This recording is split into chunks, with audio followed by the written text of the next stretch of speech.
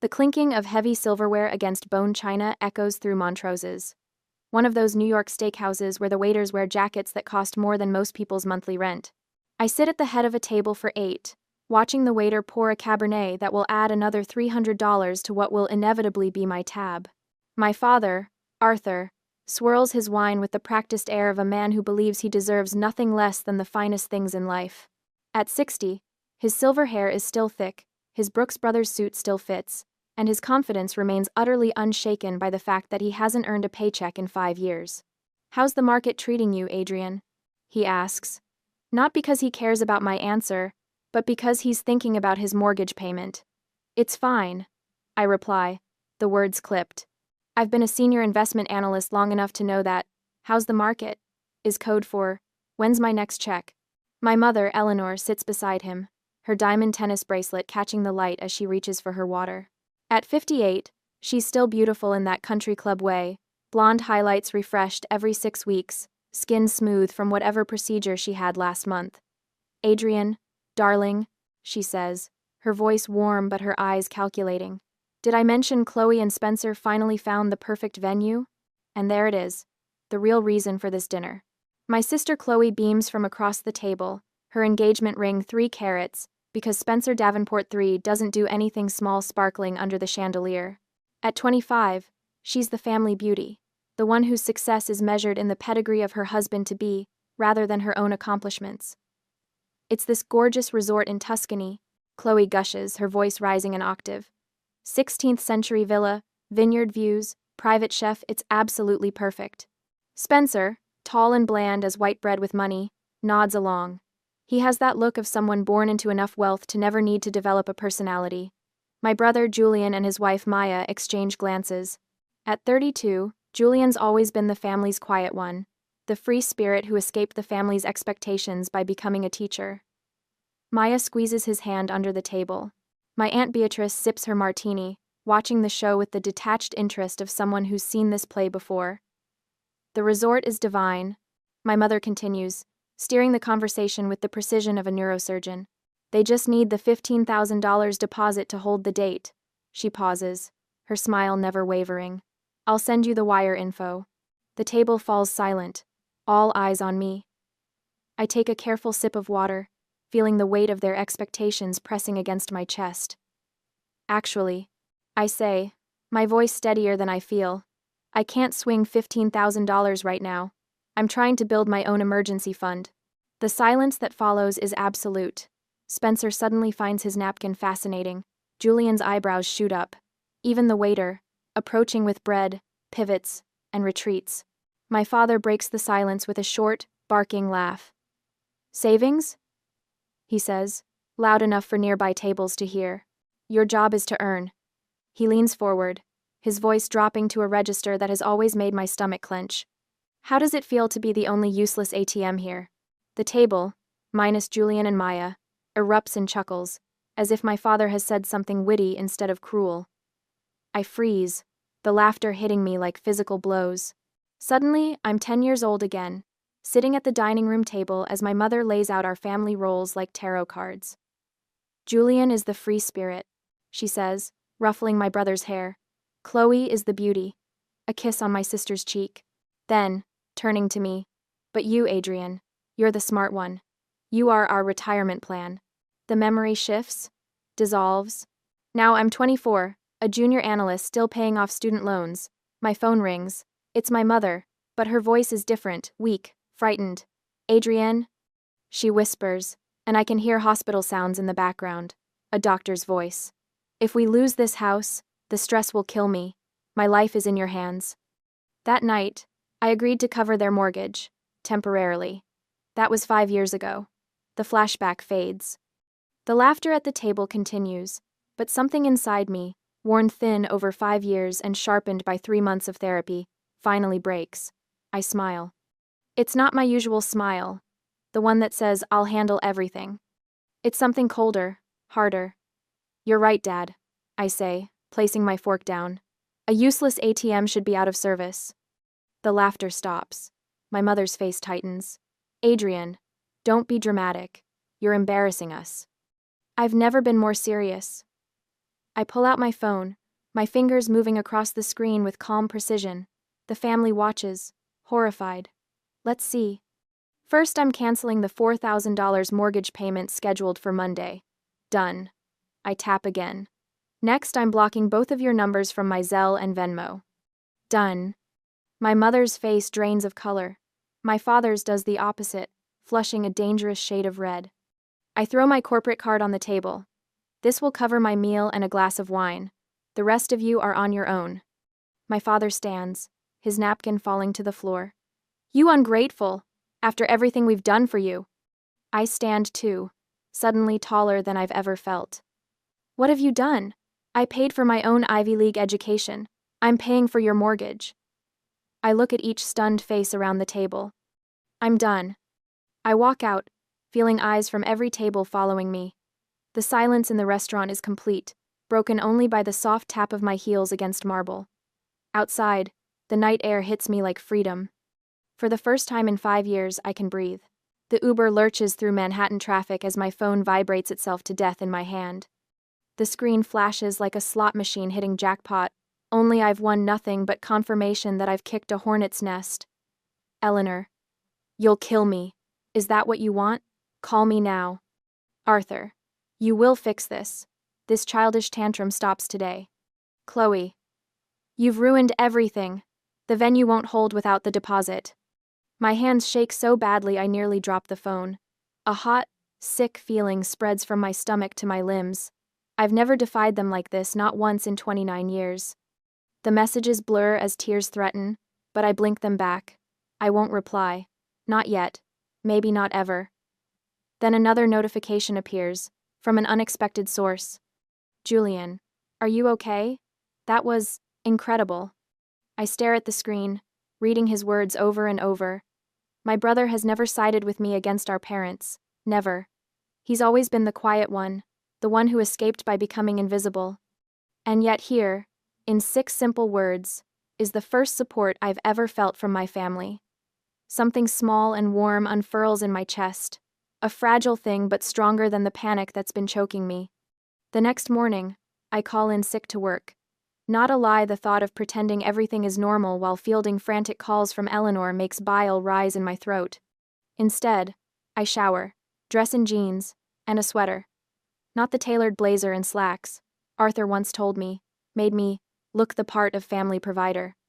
And head downtown to my financial advisor's office. Mark Wilson has handled my investments since my first bonus check. He's never questioned the steady outflow of funds to accounts with the Holloway name, never suggested I might be overextending myself. When I enter his office now, his expression shifts from professional welcome to concern. Adrian, what's going on? Your message said it was urgent. I need a complete audit. My voice is steadier than I expected. Every dollar that's left my accounts in the last 5 years. I need to see the damage. 2 hours later, we have a number. Mark turns his computer screen toward me, a spreadsheet with row after row of transactions, each one color-coded by recipient. The total glows at the bottom of the page like a malignant tumor. $350,000, not including the little gifts I've bought them over the years. Not counting the expensive dinners I've treated them to. Not including the loans I'll never see again. $350,000, I whisper, feeling the numbers scrape my throat raw. The sick feeling returns, but alongside it comes a strange vindication. I wasn't crazy. The vague unease that's been growing for years wasn't paranoia, it was survival instinct. But Mark isn't finished. He leans forward, his usual professional detachment cracking. The number is bad, Adrian, but this is worse. He turns his screen again, clicking to a new tab. I pulled your full credit report. The page shows 3 active credit cards and a personal loan I've never seen before. All opened 2 years ago. All mailed to my parents' 5-bedroom estate in Westchester. The balance on each hovers near its limit. The total fraudulent debt, taken out in my name with my social security number, $60,000. The room tilts slightly. My fingernails dig into my palms. They committed identity theft? Mark says, his voice gentle but firm. This isn't just family taking advantage, Adrian. This is criminal fraud. The realization crashes over me in a wave. It wasn't just exploitation. It was identity theft. It was a crime. The sacrifices my parents always mentioned were mine, and the obligation I felt was a one-way street. In that moment, my father's face rises in my mind. Arthur, the former executive, who couldn't possibly take an $80,000 job because it was beneath him. Arthur, who somehow knew enough about credit applications and verification processes to open accounts in my name without me noticing. Arthur, whose ego couldn't stand a step down the socio-economic ladder, but whose moral compass apparently had no issue with committing felony fraud, and beside him, in my mind, stands Eleanor. My mother, with her convenient health crises that always seemed to flare up when I questioned a payment. The emotional weapon, perfectly calibrated to keep me distracted, guilty, and compliant, while Arthur siphoned away, not just my current earnings, but my future as well. The panic I felt leaving the restaurant last night is gone now, replaced by a cold, hard clarity. This is no longer a family dispute. It's a legal matter. I think of my therapist, the one I've been seeing for 3 months. The one who first used the word abuse to describe my family's behavior, making me flinch and argue that they just needed help. I pull out my phone and dial her office. Dr. Hammond? It's Adrian Vance. I need a referral. For a financial litigation lawyer.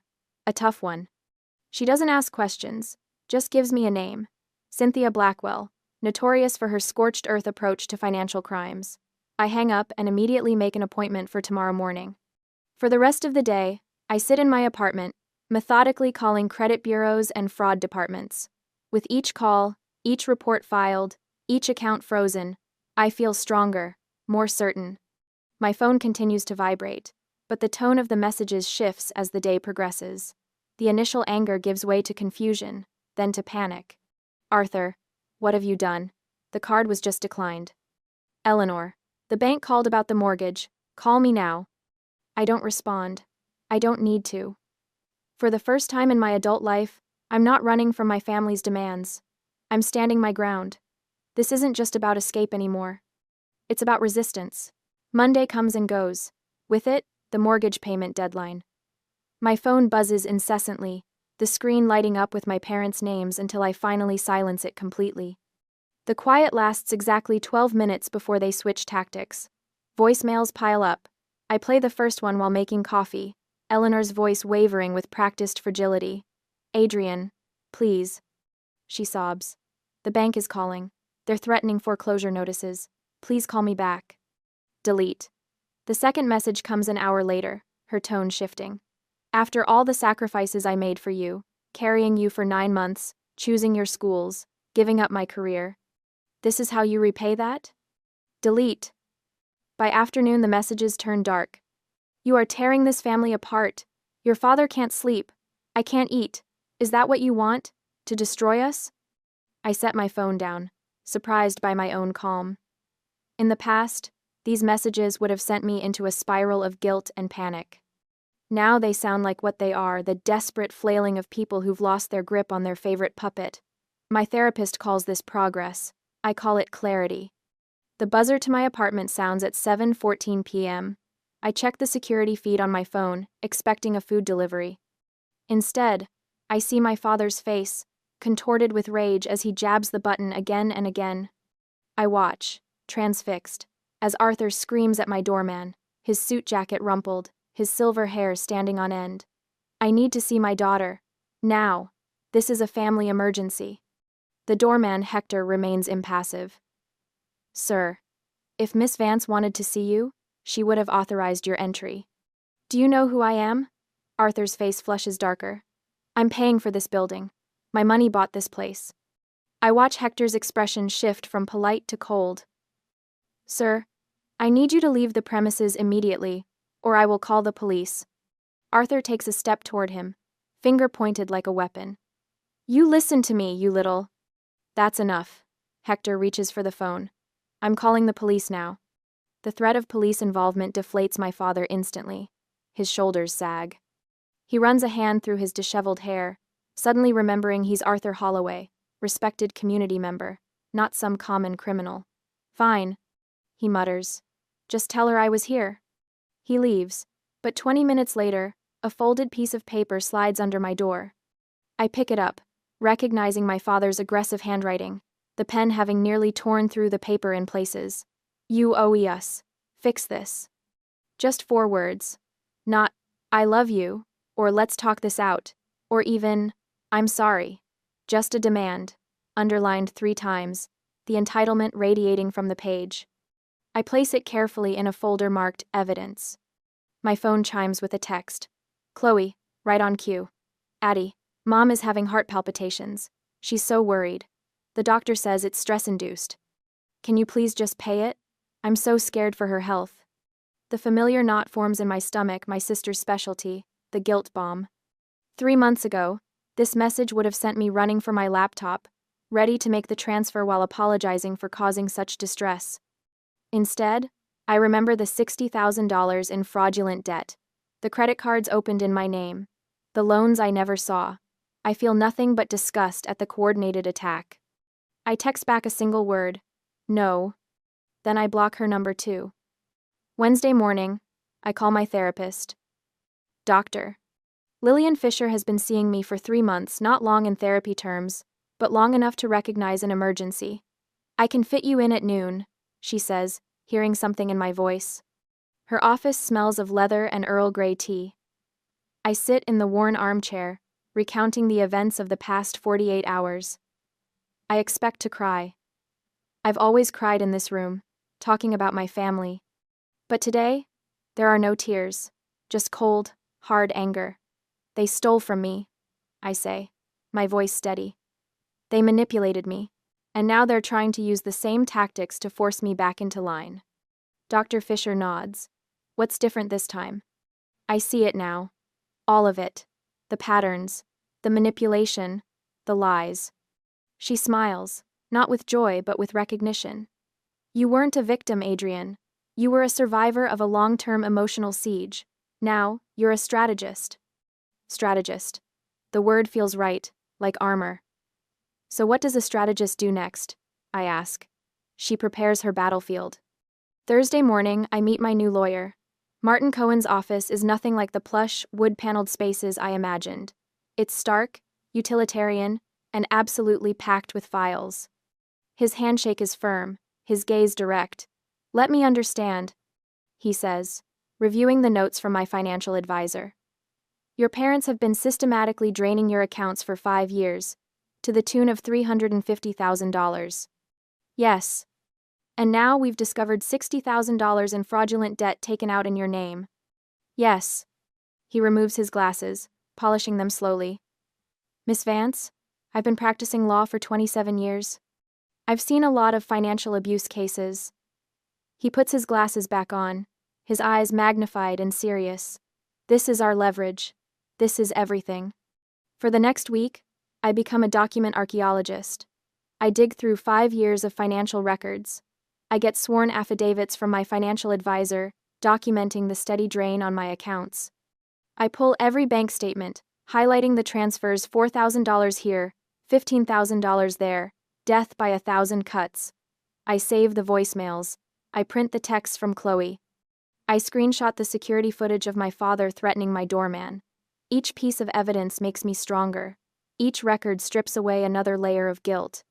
By the following Wednesday, I have a file 3 inches thick documenting 5 years of systematic financial and emotional abuse, culminating in a felony. I am ready. I sit in Martin Cohen's office, my hands steady as I dial my parents' number. The call is on speakerphone and being recorded, with Martin sitting silently across from me. My mother answers on the first ring. Adrian? Oh, thank God. Mom, Dad, I've reviewed my finances. I'm willing to have one meeting to discuss this. The relief in Eleanor's voice is palpable. Oh, thank goodness, Addie. We knew you'd do the right thing. Your father found a lovely Italian restaurant for... It won't be at a restaurant. My voice is cool, professional. It will be at my lawyer's office, tomorrow. 10 a.m. Be there. I hang up before she can respond. The silence on the other end was a perfect, sudden void. Martin nods. Just once. Well done. The power has shifted. They know they've lost control. The next morning, Martin and I sit in a sterile conference room. The clock on the wall reads 9:57 a.m. My case file sits between us, neatly labeled and organized. At precisely 10 a.m., his assistant opens the door. Arthur and Eleanor walk in, looking annoyed and entitled. Eleanor wears her pearl necklace, her armor for difficult social situations. Arthur's suit is freshly pressed, his posture rigid with indignation. They sit down across from us, clearly expecting to browbeat their daughter back into submission. They have no idea what's waiting for them. "All right, Adrienne." My father begins, his voice carrying that familiar note of authority that once made me shrink. "This little tantrum has gone on long enough. We're willing to accept your apology and—" "Mr. and Mrs. Holloway," Richard interrupts, his voice cool and professional. "This is not a negotiation. We're here to inform you of your options." He slides a file across the table. "This is a copy of a police report we have already filed with the NYPD for identity theft." My mother's hand freezes halfway to the folder. "It details $60,000 in fraudulent credit cards and loans opened in your daughter's name." Richard continues. "We have the statements, the applications, and the IP logs." I watch their faces transform. My mother's skin turns the color of chalk, her fingers clutching her designer purse like a life preserver. My father's complexion does the opposite, flushing a dangerous shade of purple that climbs from his collar to his hairline. "How dare you!" My father slams his fist against the table, making the water glasses jump. "This is a family matter. You'd send your own parents to jail over a misunderstanding?" My mother's eyes fill with tears. Not the delicate, dignified kind she displays at country club functions, but the messy, desperate kind that smear her mascara. "Adrienne, how could you?" Her voice breaks, her hands reaching across the table. I pull mine back. "After all the sacrifices we made, we just needed a little help. You have so much. It was your obligation." There it is. The guilt bomb. The emotional nuclear option my therapist prepared me for. The weapon they've deployed countless times over the years whenever I showed the slightest resistance. I sit perfectly still, my hands folded in my lap. I watch my mother's performance, the trembling lip, the heaving shoulders, and search for the familiar ache in my chest, the crushing weight of responsibility that's been my constant companion. And find nothing. Not anger, not hurt, just a vast, cool emptiness where the guilt used to live. I turn to my lawyer and nod once. Richard continues as if they hadn't spoken, his voice as calm as if we were discussing the weather. "As I said, the report is filed. This is a non-negotiable step required by the credit bureaus to clear Adrienne's name. The DA is very interested." My father's face twists with rage. I recognize the expression, the same one he wore when I announced I wouldn't be paying for Chloe's car insurance anymore. The look that once sent me scrambling to appease him. "However," Richard says, removing another document from his portfolio, "Adrienne has spoken with the district attorney. She will advocate for probation instead of jail time." My mother looks up, hope flickering across her tear-stained face. "On one condition." Richard slides the second document forward. "You agree to full, immediate restitution of the $60,000. My father barks a laugh, sharp and bitter. "We don't have $60,000. You know that." "Which is why," Richard says, sliding over a second set of documents, "you will be putting your 5-bedroom home on the market. Today. The sale will be handled by an escrow company we've selected to ensure the $60,000 is paid directly to the creditors." The silence that follows is absolute. I watch the truth settle over them like ash. They are trapped. It's either sign the papers or face a felony conviction. Their family matter has become a legal execution. My father's hands, the same hands that once ruffled my hair when I brought home straight A's, the same hands that signed loan applications in my name, begin to tremble. My mother's shoulders slump, the fight draining out of her like air from a punctured balloon. "You can't be serious," my father says, but the bluster is gone. His voice sounds old suddenly, hollow. "Your daughter is deadly serious," Richard replies. "Sign the papers, or the DA moves forward with charges. Your choice." My mother looks at me, really looks at me, perhaps for the first time in years. Not as the retirement plan, not as the ATM, but as a person with boundaries she's violated. "How will we live?" she whispers. The words should sting. They should activate the caretaker programming buried deep in my DNA. But I think of the $350,000 I've already given them. I think of the lies, the manipulation, the identity theft. I think of 5 years of my life spent working 60-hour weeks to maintain their lifestyle while neglecting my own future. That, I say, My voice soft but steady, is not my problem anymore. My father's jaw works, his pride warring with his self-preservation. Finally, he reaches for the pen Richard offers. This isn't over, he mutters as he signs. But we both know it is. As his pen scratches across the paper, I feel something in my chest loosen a knot I've carried for so long I'd forgotten it wasn't part of me. The meeting ends quickly after that. No tearful goodbyes, no promises to stay in touch, just the cold efficiency of paperwork being processed, of boundaries being erected. Outside the office, standing on the sidewalk in the bright New York morning, I take a breath that feels different than any I've taken in 5 years. Lighter, cleaner, my phone buzzes in my purse. A text from Julian. How did it go? I look at the screen for a moment, then type. It's done. I'm free. The Holloway's pristine white 5-bedroom colonial hits the market on a Tuesday next week. By Wednesday afternoon, the listing has 37 saves and 12 showing requests. By Thursday morning, their friends are texting. Downsizing? Asks the country club president's wife. Retirement property in Florida? Suggests Eleanor's bridge partner. My mother doesn't answer any of them. For the first time in her 58 years, Eleanor Holloway has nothing to say. The shame of it silences her more effectively than any argument ever could. I watch it all from a distance, not with joy, but with a cold, steady clarity. The weight I've carried for 5 years has lifted. My shoulders straighten a little more each day, my breathing deepens. My therapist calls it reclaiming your power. I call it survival. Julian calls me on Friday night. It's like watching a meteor hit, he says, his voice low, as if Arthur might overhear him even though he's calling from his own home. Mom hasn't left her bedroom in 3 days. Dad just sits in his study drinking scotch. Are they asking you for money yet? I ask, running my finger along the edge of my kitchen counter. The pause tells me everything. They tried, he finally admits. I said no. I smile. She nods, grateful. Later, as she sleeps on my couch, I stand at my window watching the city lights. I think about how parents are supposed to protect their children, not use them as collateral. 2 weeks later, I receive an email from the escrow company. The sale of the Holloway's estate is complete. The $60,000 in fraudulent debt has been paid in full. My credit score has already jumped 47 points.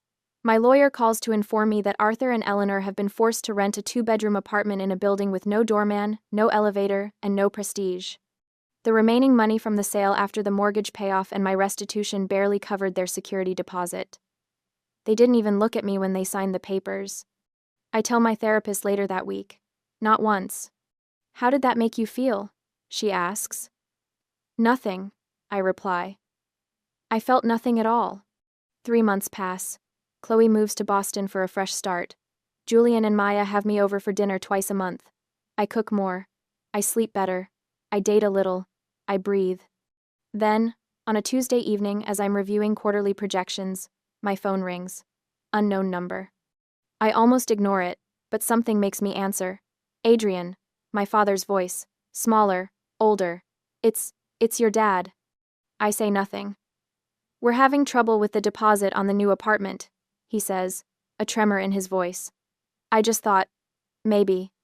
5 years ago, those words would have sent me scrambling for my laptop, ready to transfer whatever sum was needed to maintain the peace. That is not my problem, I say, my voice steady. A long pause. I can hear him breathing. Adrian, please. I end the call without another word. I feel no guilt, no lingering obligation, just a quiet, certain freedom. I block the number without a second thought and turn back to my laptop. The spreadsheet open on the screen has a new title, Condo Down Payments. I'm looking at 2 bedrooms with views of Central Park. The useless daughter has become the only one who escaped. 18 months later, morning sunlight streams through floor-to-ceiling windows, painting golden rectangles across hardwood floors. I stand in my new 2-bedroom condo overlooking Central Park, coffee mug warm in my hands. The view still stops me in my tracks sometimes, a living, breathing tapestry of green amid Manhattan's concrete and steel. My phone pings with a calendar reminder. Housewarming party, 7 p.m. I smile. The $60,000 in restitution, made for a perfect down payment on this place. Justice with a view. Last week, I ran into Spencer at a financial conference. He mentioned seeing Arthur stocking shelves at Kroger, eyes down, shoulders hunched. His criminal record for fraud made him permanently unemployable in the financial sector. Eleanor works as a part-time cashier at the same store. Her social circle vanished like morning fog. The mighty Holloways, brought low by their own greed. I don't feel the satisfaction I once imagined. Just peace. The doorbell rings at 6:58 p.m. Julian and Maya arrive first, arms loaded with grocery bags. "We're making the drinks," Julian announces, kissing my cheek. My brother moves through my kitchen with easy familiarity, pulling out bottles and glasses.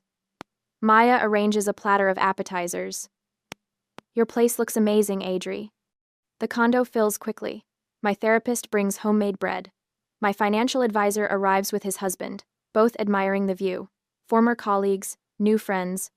Warmth and laughter replace the tense, performative dinners of my past.